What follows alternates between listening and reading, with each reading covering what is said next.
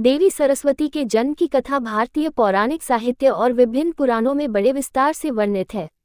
वे विद्या, ज्ञान, संगीत, कला और वाणी की देवी हैं, जिन्हें ब्रह्मांडीय संतुलन और मानवता के विकास के लिए आवश्यक शक्तियों का प्रतीक माना गया है। उनके जन्म और महत्व से संबंधित कई कथाएं और प्रतीकात्मक व्याख्याएं मिलती हैं, जो उनके उद्भव को अलग अलग दृष्टिकोण से समझाती हैं। 1. ब्रह्मा द्वारा सरस्वती का सृजन। सृष्टि के आरंभ में जब भगवान विष्णु की नाभि से ब्रह्मा प्रकट हुए, तब उन्हें सृष्टि की रचना का कार्य सौंपा गया। ब्रह्मा ने पृथ्वी, आकाश, जल, अग्नि और वायु की रचना की। इसके बाद उन्होंने जीव जंतु, पेड़ पौधे और अन्य वस्तुओं का निर्माण किया। लेकिन उनकी सृष्टि निष्प्राण और निर्जीव प्रतीत हो रही थी, क्योंकि उसमें चेतना, ज्ञान और संवाद का अभाव था। इस समस्या के समाधान के लिए ब्रह्मा ने ध्यान किया और अपनी शक्ति से एक तेजस्विनी स्त्री का सृजन किया। ये स्त्री सुंदर, तेजस्वी और दिव्य आभा से युक्त थी। उनके 4 हाथ थे, जिनमें वीणा, पुस्तक, माला और कमंडल थे। ये देवी ज्ञान, विद्या और संगीत की अधिष्ठात्री बनी। ब्रह्मा ने उन्हें नाम दिया सरस्वती, जिसका अर्थ है वह जो सार को धारण करती है।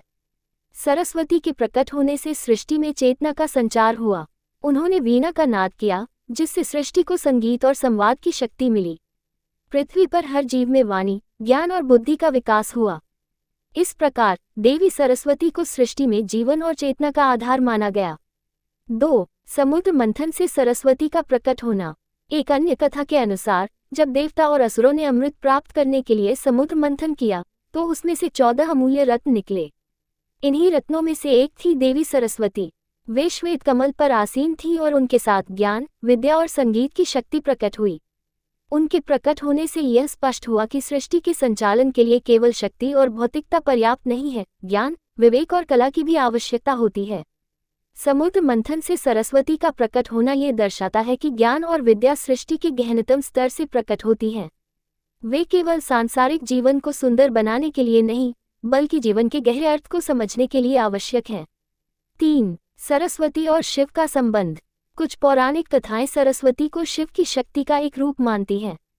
ये कहा जाता है कि जब भगवान शिव ने ब्रह्मांडीय नृत्य तांडव किया, तो उनकी शक्ति से एक दिव्य स्त्री प्रकट हुई। ये स्त्री संगीत और वाणी की शक्ति का प्रतीक बनी और उन्हें सरस्वती कहा गया। भगवान शिव ने उन्हें सृष्टि के संचालन और संतुलन के लिए ब्रह्मा को सौंप दिया। शिव के आशीर्वाद से सरस्वती ने सृष्टि में ज्ञान, कला और वाणी का संचार किया। इस कथा के माध्यम से यह बताया गया है कि ज्ञान और कला शिव सृजन और विनाश के प्रतीक की कृपा से ही संभव है।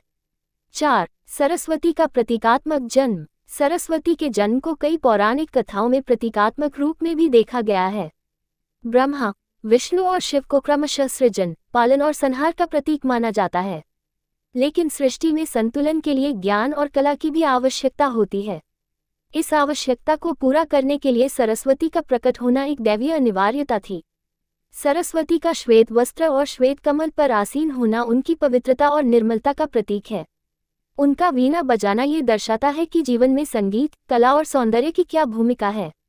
पुस्तक उनके ज्ञान और बुद्धि का प्रतीक है, जबकि माला ध्यान और आध्यात्मिकता का। सरस्वती के जन्म का महत्व। सरस्वती का जन्म केवल एक देवी के रूप में नहीं, बल्कि सृष्टि की मूलभूत शक्तियों के रूप में देखा जाता है। उनके प्रकट होने से यह संदेश मिलता है कि भौतिक जीवन के साथ साथ मानसिक, बौद्धिक और सांस्कृतिक विकास भी जरूरी है। ज्ञान का महत्व। सरस्वती के बिना सृष्टि अज्ञान और अंधकार में थी। उनका प्रकट होना ज्ञान और चेतना का संचार करता है। संगीत और कला। उनके वीणा बजाने से यह स्पष्ट होता है कि सृष्टि में सौंदर्य, संगीत और कला का भी उतना ही महत्व है जितना कि भौतिक जीवन का।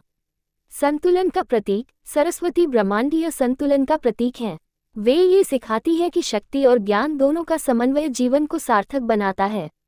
देवी सरस्वती के जन्म की ये कथाएं ये दर्शाती हैं कि वे केवल विद्या और कला की अधिष्ठात्री नहीं हैं, बल्कि वे मानव जीवन को दिशा देने वाली और ब्रह्मांडीय संतुलन स्थापित करने वाली दैवीय शक्ति भी हैं। उनका जन्म सृष्टि के लिए ज्ञान और विवेक का प्रकाश लेकर आया।